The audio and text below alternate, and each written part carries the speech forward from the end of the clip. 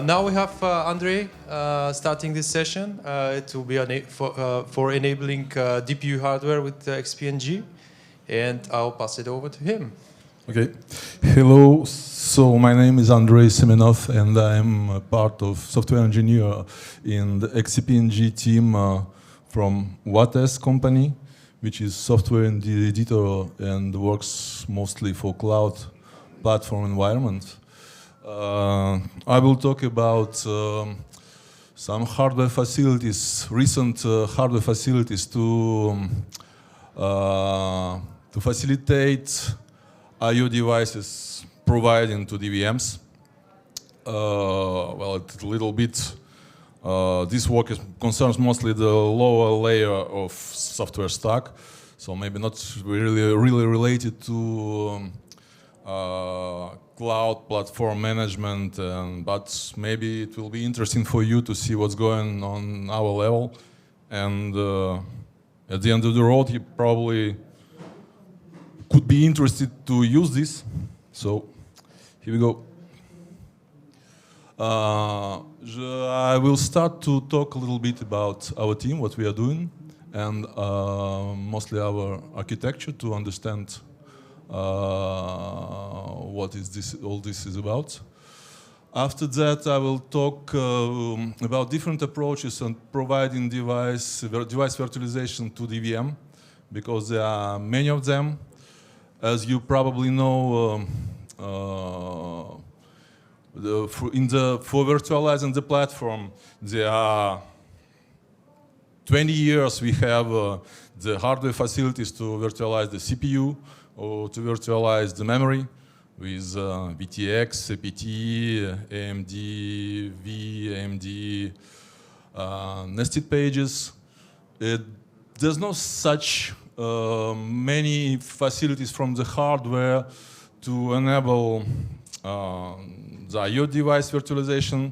There are some kind of building blocks as VTD or which comes from the processor providers, or SR IOV, which comes from PCI group. But this is not there's no common way to do this, so there's many approaches to virtualize the device.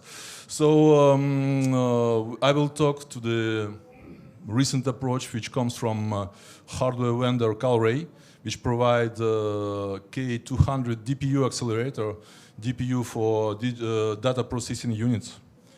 We'll talk about this later. And I will talk about what was done on our level to make all this work together. We'll see in the next what will be coming next in observable future to maybe enhance even more this work. Okay, so here we go. XCP-ng cloud platform. Well, basically, this is about, well, Vates provide the whole stack for the cloud. There's an hypervisor, there's a management stack, there's a web interface to manage all DVMs. Well, basically, in XCP-ng team, we're more concerned about hypervisors. So we intervene on this level. So it's Xen hypervisor-based solution, which is Xen, as you know, probably know, is a type 1 hypervisor, which runs directly on the bare metal. These people are some kind of pioneers on paravirtualization concept, which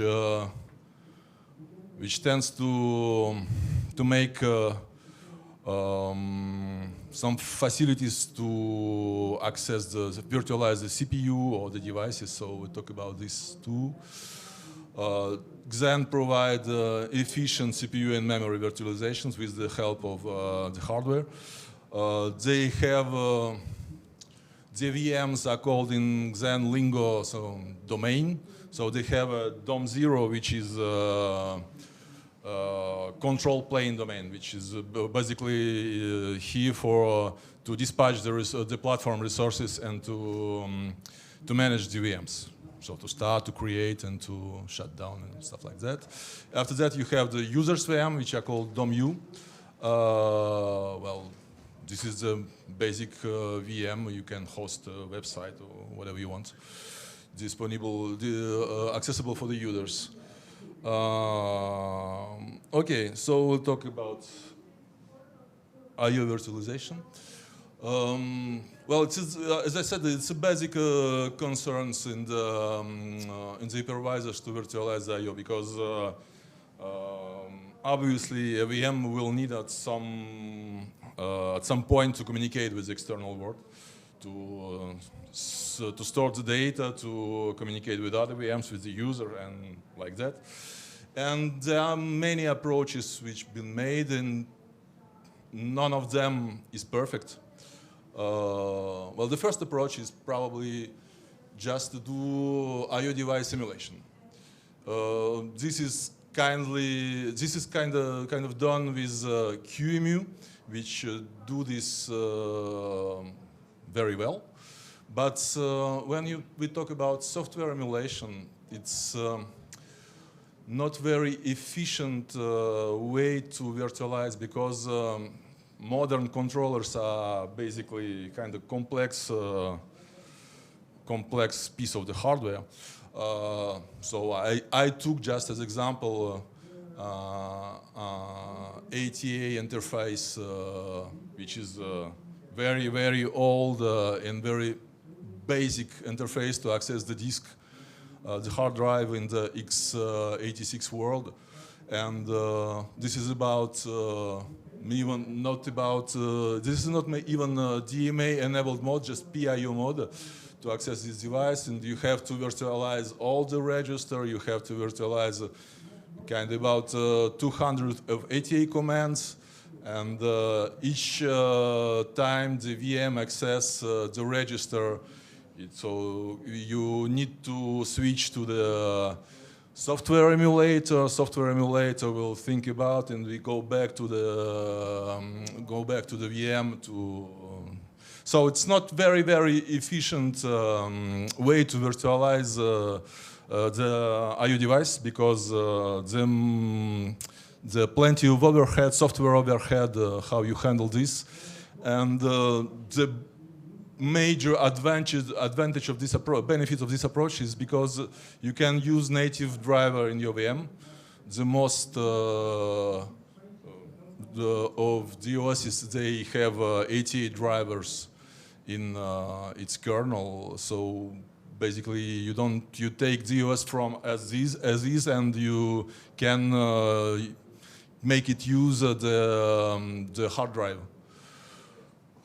It's very complex implementation. It's probably a complex implementation in the software. So this is very error prone. There's plenty of bugs, and well, basically it's not very, very used. I mean now.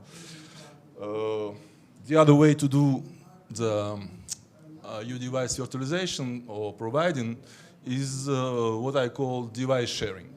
So as the CPU is used by the VM at some stage, and when your timer or the event is raised, is triggered, you save the context of the CPU from one VM, you give the CPU to the other VM, you restore the context. So it's kind of each domain can use a device, each one on its turn, based on some event, maybe scheduling or just the decision of the system administrator. The thing is, the most of the devices not fit very well with these approaches. Because on this level, you basically exclude all DMA-capable devices because if there's ongoing DMA requests, so you have to wait for this. It's kind of, it takes time. You don't probably, for the most of the controllers, they don't like very much to be save and restore the context each time you switch your VM. So it's not very, some kind of device fits with these approaches. We can talk about, for example, I took the example of frame buffer, which is basically a memory range. So you can switch frame buffer device from one VM to the other VM. Or we can talk about RTC device, real-time clock. It's a very basic device. You can switch it from one VM to the other. This is not very used because the most interesting devices is probably network controllers or disk controllers, storage controllers, not fit very well with this approach. So the approach which was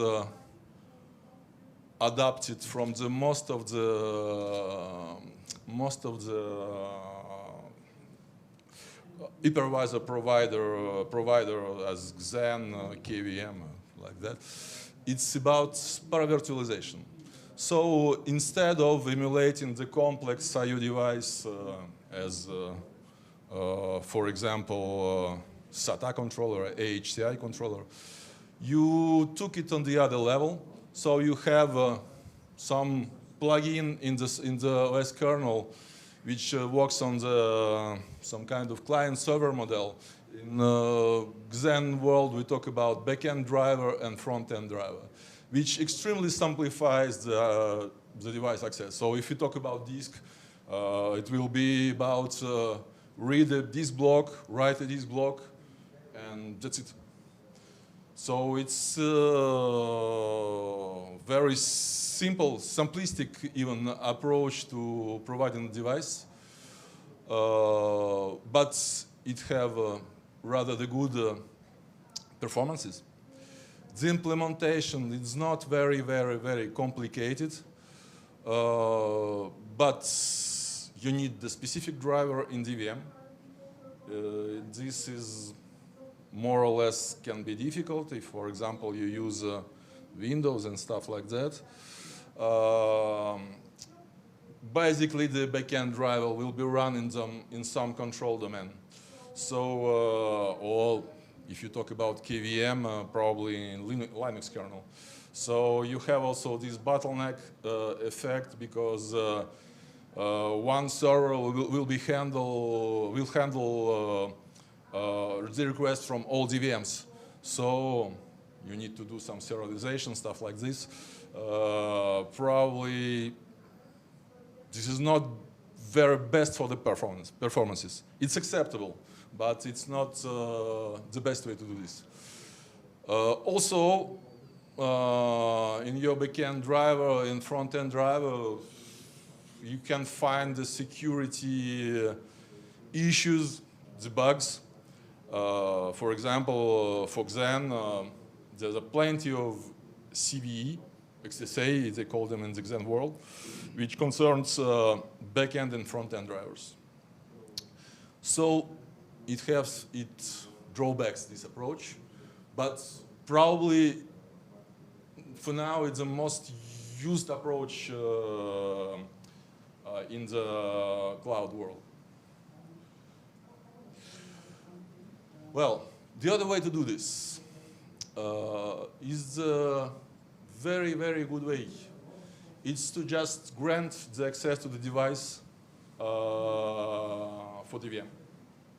So with some condition, the VM totally access the device controller from native driver, and it asks nothing DOM0 or whatever to do with this. The device probably will do some DMA, so no CPU involvement in this too, and that's it. It offers excellent performances because just the user VM will access its device, do stuff as he wish, and that's it. No major pitfalls except one.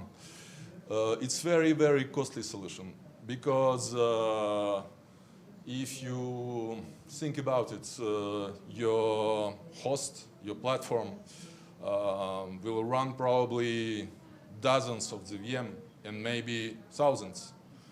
So if you want to provide an I/O device to each of these VMs, you have to have as much of hardware controllers, which is not very realistic in the major cases. So it's very good solution, but it's limited. It's very difficult to scale. If you have two VMs, you can imagine that you have, for example, NVMe controller for each of the VM. But if you want to put plenty of them in your host, it will be difficult. And of course, the other, once you have your physical devices, if tomorrow your customer tell you, I want to, now I have an NVMe device of 1 terabyte and I want to have a 2 terabyte device, well, you will probably have to replace your device and to plug newer controller with new, so not very flexible. And now, the ideal world, what we would like to have? Well, we probably know now that device pass-through is the very, very good way to provide a device performance-wise. So if we would like to have the performances to access your device as if the device was passed through it.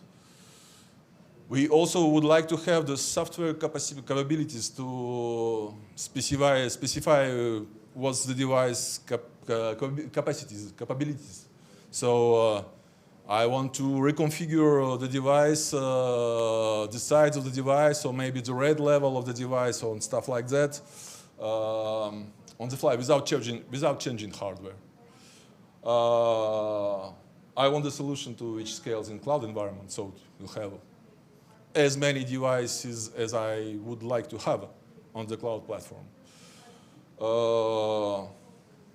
As I said, there's some solution which comes from the hardware vendors. There are always proprietary solutions. You have, for example, network cards, controllers that implement IOV PCI specifications. So you can, with some tweaking, present multiple network controllers based on the only one network controllers that you have on your platform. There's other approaches which, based on this IOV, which called DPU, which stands for data processing unit, which is basically a common term to say that we have some kind of CPU which oriented with towards specific tasks. So this DPU can help, and they do, to pass through the device. And so we have, for example, a Kalray, which is hardware vendor, French hardware vendor based in Grenoble. The DPU K200, which basically MPPA PCI Express device, which you plug in your host, and which based on the NVMe devices present in your platform. For example, you have 3 NVMe controller of each one offers, I don't know, 10 terabyte of storage capacities. So it grabs these devices from the system, and with some configuring, you can have as many, there's some limitation, but we will talk to simplify, as many virtual NVMe devices as you want. So you can specify the size of the device, of these devices. You can specify which RAID level will be this device. You do some configuring, and after that, thanks to SRUV technology, these devices raise as the hot plug devices, PCIe devices, and you can pass through these devices to your guests. Worth to mention, this PCI K200 DPU use PCIe peer-to-peer transactions to finally stock the data on the real NVMe device. So the CPU is totally offload of the task to do the transactions on the PCI bus, on the system bus, whatever. It's totally all the magic is done in the card. So you can have highly configurable NVMe devices. You have some tools which comes with this Kalray device user mode driver, which use verify your framework. You have some SPDK-based tool stack to manage this virtual NVMe and so on. So what have we done to make this run in our environment? Basically, as I said, K200 is a proprietary architecture, MPP, they called it MPPA, Massive Parallel Processor ARI, and they run Linux in it. So it has its own address space, which has nothing to do with the host address space. So to marry, as I could say, these two address spaces, you have to do some I/O translations, some memory translations for when you do the transactions. And for that, they need to use the IOMU capabilities. Unfortunately, Xen hypervisor do not provide access to IOMMU to its guests. It uses it obviously for its own tasks, but you don't have the access to it from your guest, and that's why we provided such access. So we modified the Xen IOMU framework basically first to export these capabilities, to control and to export these capabilities. We also developed a power virtualized IOMU driver in Linux kernel to be plugged in Linux kernel IOMU framework, so it exports some function common with the other IOMU specific devices which use this framework, SVTD or whatever, AMD VI or SMMU. And it uses Xen IOMU framework offered to its guests to accomplish this task. Also, we modified our manager tool stack, which based on Xen API, to be able to configure these virtual NVMe devices, specify the size, how much, and so on. And that was basically it about what we have done. Well, it also was some tweaking in DOM-U to use this virtual NVMe driver, but it's not such a big thing. And what's next? What will go next with these Kalray cards and with our environment too? So NVMe has NVMe specification specifies some stuff which called NVMe over fabrics. So you have a way to access from NVMe controller to other controllers on the network. Network in the big mean of this word, if I could say. So this Kalray card will have a dedicated network to access other NVMEs which can be elsewhere. And you even don't have to have a, you even don't have to have this real NVMe in your platform. Just your whole storage capacities will have the performances which are comparable of native access to NVMe, which is kind of a performant device, and they could be placed elsewhere. Obviously, network maybe have some slowdown related to the network, but it's about how you administrate this and when you put these devices. But your host, your platform, don't have to have storage capacities. So, sorry. So basically, it's about it. Okay. So if you have any question.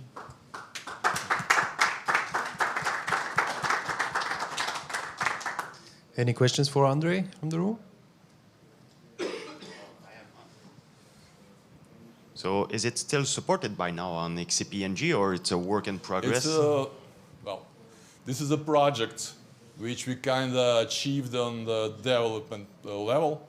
We will need to package this and stuff like that and to provide this, because you have to have a special hardware.